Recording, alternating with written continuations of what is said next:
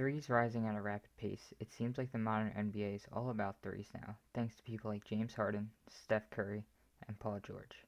Fans have discussed making the arc farther back, while other fans have discussed adding a 4-point line to make scoring even higher and riskier. But what if we completely erase the 3-point line? What if we traveled back in time to when there was no three-pointer and bring it to the modern game? Would things really change? I decided to find out.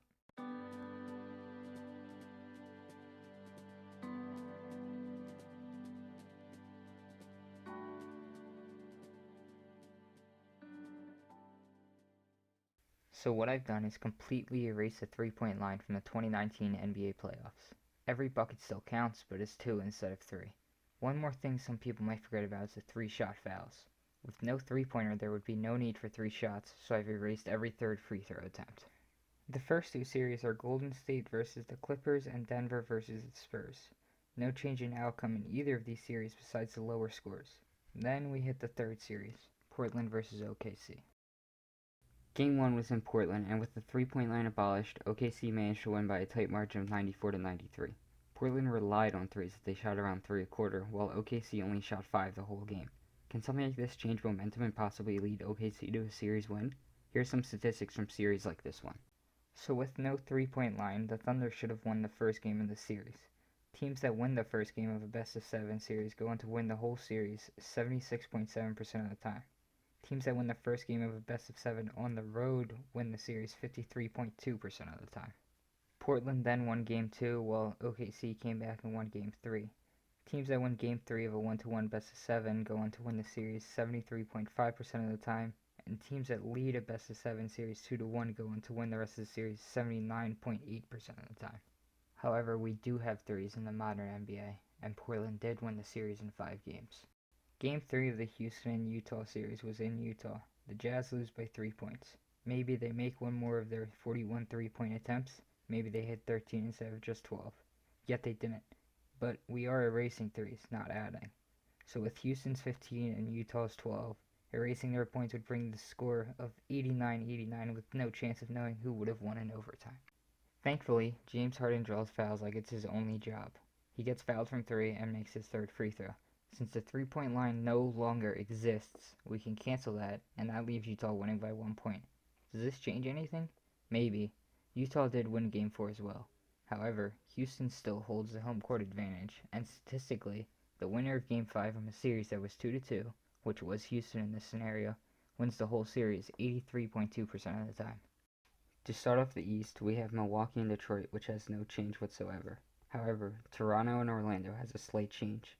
Game 1 for Orlando was helped by their equality of making threes. 8 out of the 9 players who got time managed to sink at least one three. But having 2 more threes than Toronto, as well as an unnecessary made third foul shot, leaves this game tied. This makes no difference as Orlando still won Game 1 and Toronto still won the series. The only thing that could have changed is Toronto could have swept Orlando instead of winning in 5 games. The rest of the first round from the East has no changes. However, our first game in round 2 does. Game 3 went into overtime with Houston nailing 16 threes in regulation, while Golden State only had 13. Because of this, along with Golden State's one extra free throw make, instead of a tie at the end of 4 quarters, Golden State should have been up by 2. This changes a 126-121 Houston overtime win into a 98-96 Golden State regulation win. Game 4 in our world was a 112-108 Houston victory, but they relied on threes, making 9 more than Golden State. They also had 2 extra third free throws, making the score turn in the Warriors' favor. Thanks to games 3 and 4, Golden State should have swept Houston instead of beating them in 6. I did, however, score games 5 and 6 for fun. Although Game 3 in the Denver and Portland series had the same winner, the game also went into quadruple overtime, which with no three-pointers would not be needed. Denver shot 12 threes in regulation, while Portland only had 8. This changes the score from 102-102 to 94-90 at the end of regulation. Both games from the Eastern Conference semifinals have no changes. For Golden State and Portland, we have another game that went into overtime that didn't need to. Game 4 of this series. Golden State wins it anyway in regulation. Our next series is an interesting one. Toronto and Milwaukee. Double overtime in Game 3 was needed with or without threes. In regulation, Milwaukee shot 13 threes while making 2 extra free throws, while Toronto shot 15 threes, leaving this game still tied. First overtime, they both shot 1 3, again leaving this game tied. In double overtime, the Raptors shot a 3 while the Bucks didn't, but it doesn't matter.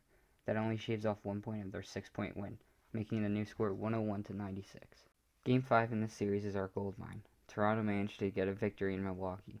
They relied on Fred VanVleet's 7 3-pointers and Kawhi's 5 3-pointers. However, without their threes counting, this brings the game to a victory for Milwaukee. Raptors still win in Game 6, but with a Game 7 in Milwaukee, can anyone with certainty really say who wins this game? This series flips from a 4-2 Raptors win to a 3-3 tie with no chance of knowing who would have won that Game 7.